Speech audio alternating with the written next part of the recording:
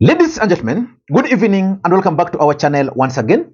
And it is my hope and prayer that this video is going to find you guys in good health. Personally, I am fine, as you can see. Kisumu is fantastic. And maybe you could also let me know where you're watching the video from, the county or the country, in case you are out of the republic. Ladies and gentlemen, Babu Owino, the Embakasi East Member of Parliament, earlier today caused huge political storm in the Republic of Kenya after he raised serious and tough questions following the death of General Francis Ogolla. And Oscar Sudi responded to Babu Owino. And that response by Oscar Sudi, in my view, is significant politically speaking because of two main reasons, and that's why I want to focus on it. Number one, Oscar Sudi is a close ally of William Samoei Arap Ruto. If any other individual member of parliament from the Rift Valley or any other place would have made the post, I would not have bothered. But Oscar Sudi is a close ally of President William Samoei Arap Ruto. Yesterday, William Ruto convened security meeting after the incident. And one man attended that event, Oscar Sudi. And the Kenyans were like, what role was Oscar Sudi playing here? Oscar Sudi is not even the chair of the Security Committee of National Assembly. But Oscar Sudi was right there attending the security meeting, which means Oscar Sudi is a close ally of the president.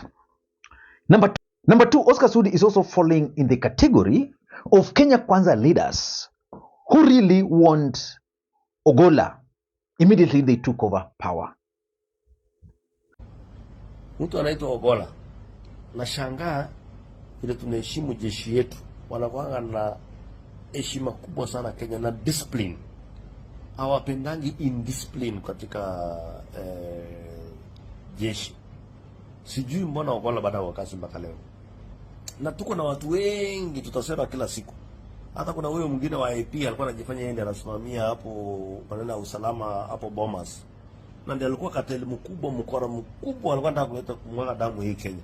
Tutawaambia every day. So in this video, I want us to go through Oscar Sudi's statement and dissect it.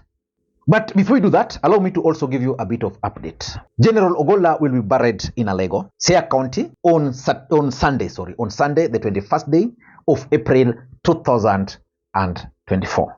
Because according to the family, he had left a will, and in that will, he had wished to be buried not more than 72 hours after his death. So the family has settled on Sunday, and I've seen so many people asking or questioning whether the ACK church will be able to bury on that day. The truth of the matter is that this gentleman had organized a huge event in the same church on that day.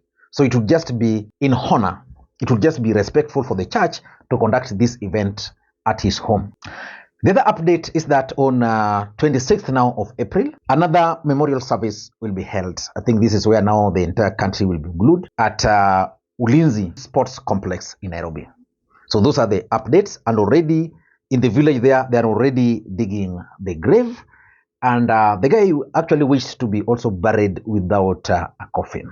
So I think he didn't want to bother people, raise money, things like those.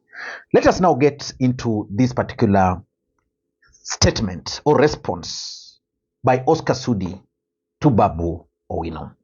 Again, before you do that, in case you're watching the channel for the first time, please take a second or two, click that subscribe button so that next time we produce a video like this, YouTube will automatically notify you. And to the subscribers, I want to continue thanking you guys for your continued support, because without that support, this channel cannot be where it is. Ladies and gentlemen, allow me to dive in. Let us go to Oscar Sudi's statement. First of all, do you think Babu Owino raised legitimate questions? Because the same questions which Babu Owino raised, Kenyans are also talking about them outside here. But let us go through Oscar Sudi's statement. Oscar Sudi is saying, Babu Owino, please be mature and sensitive. Up to that, I'm okay with him. However much you are a politician, please do not politicize everything, even misfortunes like accidents. Grow up and be sensitive to Kenyans and the families that lost their loved ones. Okay, up to that stage, I think Oscar Sudi is just okay, but I don't know why he believes that the post to which Babu Owino, or the questions, because Babu Owino did not say any much, he was very specific on some specific questions. Let me go to the second paragraph. He's saying, we've lost many people through accidents, either by air or by road. He actually failed to include by water. Do not be too quick to conclude. Give the investigators time to tell us what really happened. I think Oscar Sudi is failing on something here. If you read Babu Owino's questions, they are not conclusions. Babu Owino just raised questions. In fact, Oscar Sudi attached Babu Owino's statement here. Let me just read for you what Babu Owino posted. If all these questions can be answered, then our hearts may stop bleeding. Otherwise, mambo ni matatu. So Babu Owino is just raising these questions so that maybe when investigations will be conducted, they'll be considered and probably they will be answered. Babu Owino has not concluded anything as per Oscar Sudi. That is what my understanding is. And I find Oscar Sudi's second paragraph to be a bit of insensitive by saying we've lost many people through accidents. You see, we've lost many people. Generals don't just die. It's like saying that it's just normal that we've lost so many people that a president can just be involved in an accident and we assume it's normal. It's not normal. A general dying on a military chopper is something which is not normal. That is the only thing Oscar Sudi is failing to understand. For me, that is not normal. Accidents do happen. And they happen many times. That is the fact. Accidents do happen. They happen every day, many times. But when it involves the CDF, the head of the military, then it's serious. It's serious. And that's why Kenyans are actually asking some of these questions. So Oscar Sudi should just align himself with what Kenyans are asking, and probably if he has influence, he can push for investigations. Already I've seen the military guys on the ground trying to figure out what might have transpired, because those are the questions which Kenyans are asking. And I found that second paragraph to be a bit off for me, just saying we've lost many people. Many people are not really the head of the military. And he's saying, I personally knew General Francis Ogolla after he was appointed CDF. He was mature, wise, and calm man. Please accord him respect, even when he is deceased. You see, the statement, General Ogolla is one of the best in the military. His record, his education, discipline, every other thing. But when Oscar Sudi, the president, uttered those words, what were they trying to do? They were trying to hurt his reputation. And that's why I'm appalled here that Oscar Sudi is suggesting that he only knew him, maybe at a personal level, after he became the CDF. But the truth of the matter is that this is a man who offered professionalism to the military. So when Oscar Sudi and the rest started targeting him, I'm sure he was not happy about it. Yeah? So Oscar Sudi should just figure out that, okay, this man passed on. Kenyans deserve answers. Even that Oscar Sudi deserves answers. Of course, there are so many speculations in the Republic of Kenya. So many people are speculating. Yeah, and the only way to prevent those speculations is to answer some of these questions which Kenyans are asking. And is proceeding, the same military ranks that flies alongside with the president are the same rank that flew alongside General Ogolla. Stop pettiness. You see, everybody is asking why this guy flew with some junior, So it would just be in order for someone to explain to Kenyans that, you see, the rank of a brigadier is not a junior military officer. That whenever the CDF is going out on a mission, he should be accompanied by this person, this person, this person. And in this last trip, this person was here, this person was here, this person was there. He was supposed to have another chase helicopter. If it was there, they should be able to explain. Those are the realities.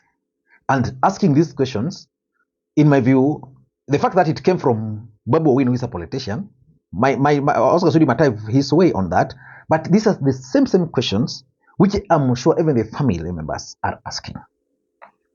And Oscar Sudi's proceeding, there was no leadership wrangle in the military. There was no contest in succession. General Ogolla would have clearly finished up his term and retire peacefully. For your information, why would someone be interested in influencing the leadership of the military, yet the same person has presidency at hand? Be sensible. So I think Oscar Sudi is trying to bring an element which he ought not to have, in my view, featured in this story. The issue of wrangles in the military. You know, our Kenyan military is professional, but we've also seen instances where those who are almost about to be promoted are given ambassadorial, are posted to be ambassadors. We've seen that. It did not begin with Ruto. Uhuru did it. So many other people, Kibaki, and it has been like that. So those are issues which are there.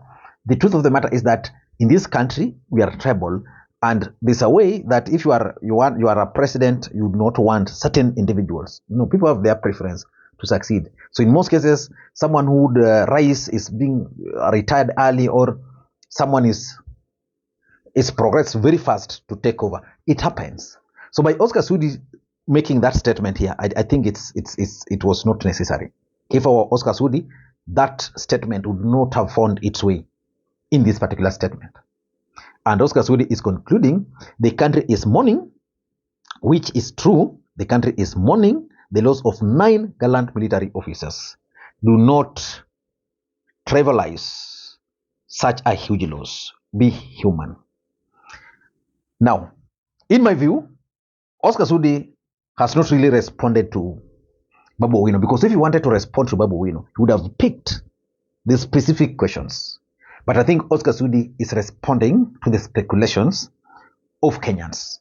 But there are 2 important questions which everybody would want to ask Oscar Sudi. The first question, is Babu Owino raising legitimate questions? Ama, Babu Owino is a politician, and therefore all the questions he's asking should not be asked. That is the first thing.